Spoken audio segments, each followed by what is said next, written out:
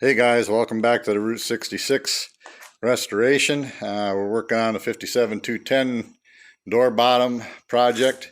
Uh, I didn't switch out my flux core. I got this little wire feed welder, and it's an old one, Century, but it is MIG capable.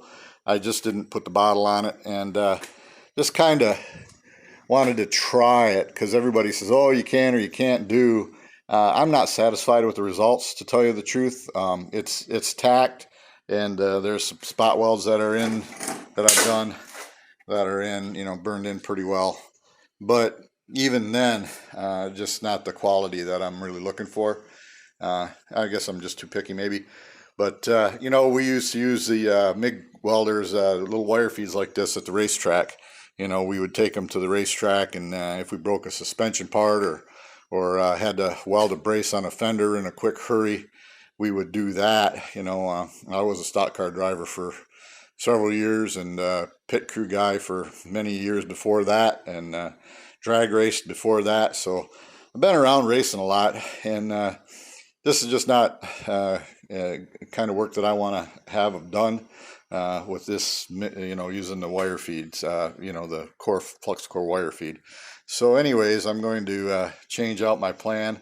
But I took a little bit of time, built me that cart.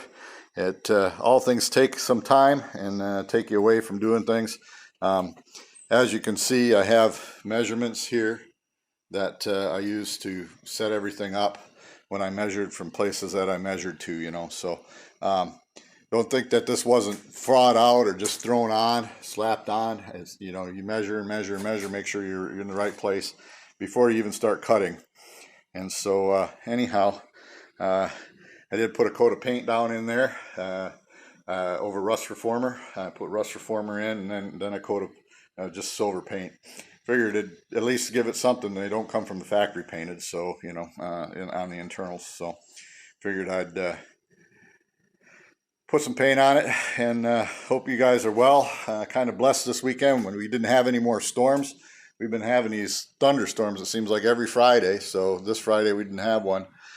So glad to have that. No mess to clean up from it.